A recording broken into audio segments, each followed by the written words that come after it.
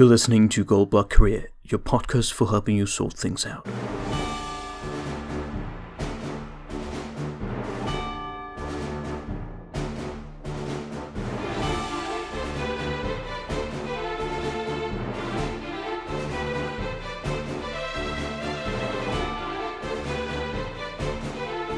In this episode, you'll find out about the impact that a virus outbreak can have in today's interconnected world, and what is to be expected in the global economy. In 2008, Microsoft co-founder Bill Gates gave out a warning. The world needs to prepare for pandemics in the same serious way it prepares for war. 2 years later, the world is experiencing another major virus outbreak labeled as a coronavirus, gripping the world as the death toll and infection count grow by the day.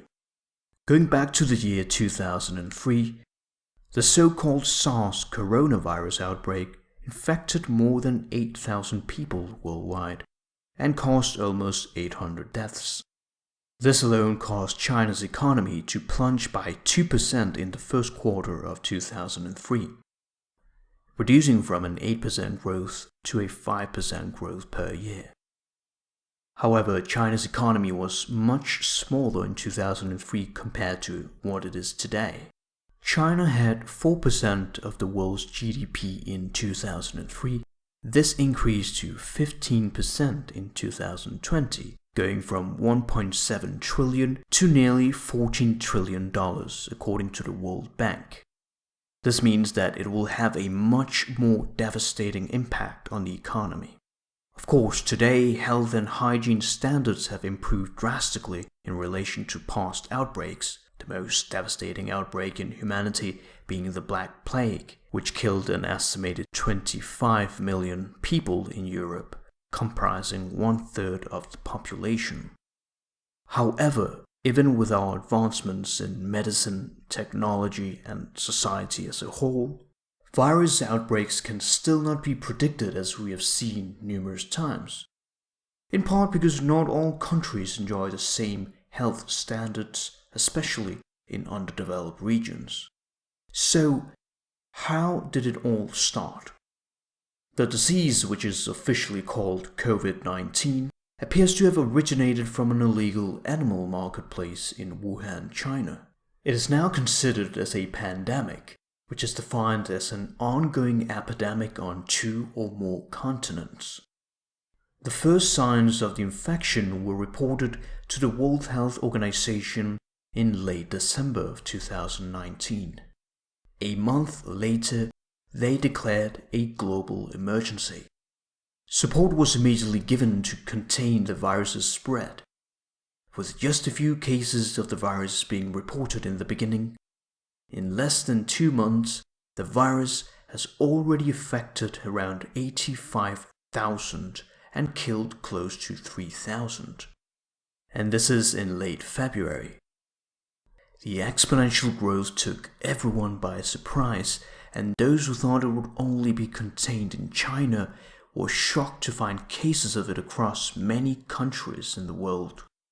The unpredictable results shocked China, the second largest economy in the world, in the midst of an ongoing trade war with the United States, had already been slowing down growth.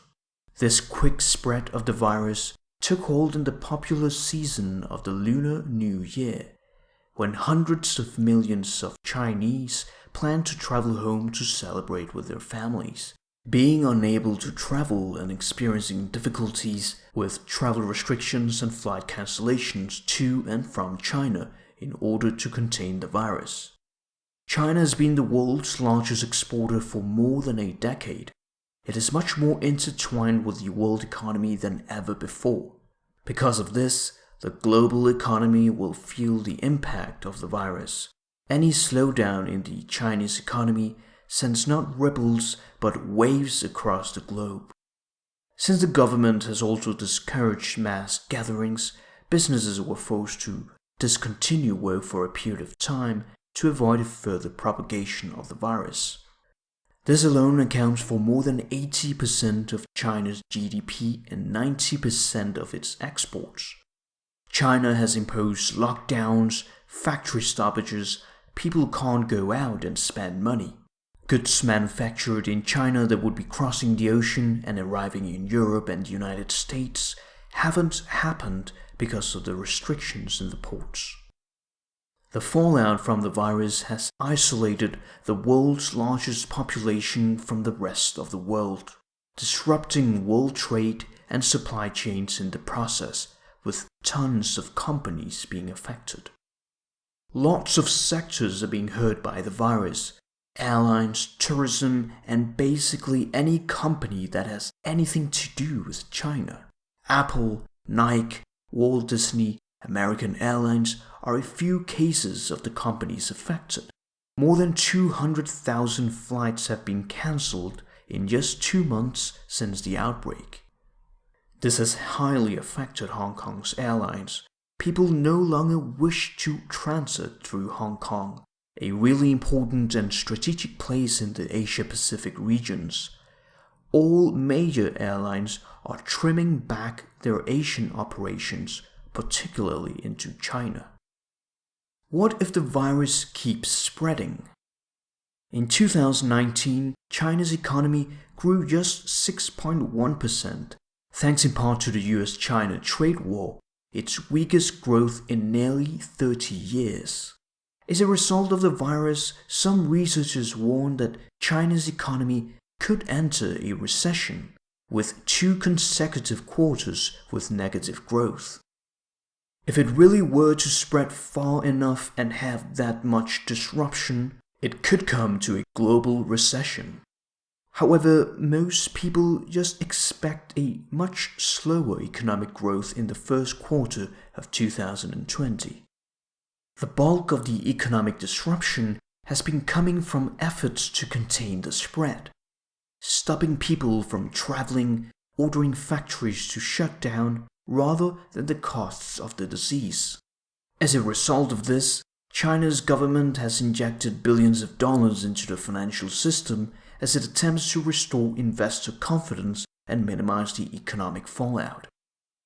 The Chinese government can try to step in, but this situation has nothing to do with monetary policy, such as interest rate cuts, increasing government spending, and reducing taxes.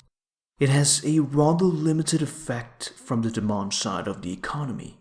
Households are cautious, they're saving more and spending less, with most expenses involving goods and services they perceive to be necessary and dramatically cutting down discretionary spending. Automobiles, consumer electronics, hospitality, and leisure. This lack of trust in the government highlighted to what's happening in Hong Kong, and now this will definitely prolong the recovery process, an even bigger challenge for the government. The real problem resides in the supply side. People are unable to get to work, do business, or transport goods. What the government can do is to provide short-term lending for companies that are not getting money coming in since they're unable to produce and sell goods. Chinese and American scientists are starting to develop different vaccines. A couple of dozen companies are racing to find a vaccine. Most of these vaccines have only been experimented in animals since this virus was identified in January 2020, the first time that China put the genetic sequence out for public research. They have to go to a number of trials to eventually reach human trials on a smaller number of people. If they are successful, they'll go through larger human trials. The best time to test this is in the middle of an outbreak, so that they can see how effective it really is. China can recover. The question is whether those people who have been affected want to be as reliant as they are with China. It is the workshop of the world and a cheap place to get things made, but there are alternatives. After this outbreak ends and the residual impact on the globe fades, it's really going to be a body blow to China. Every global company is going to look to reduce its supply chain in China to reduce the risk. In past outbreaks such as the SARS in 2003, the market fell 12%, With the bird flu in 2004, it fell 6.9%. With the MERS virus in 2012, it fell 7.3%. With Ebola in 2013, it fell 5.8%. And with the Zika virus in 2015, it fell 12.9%.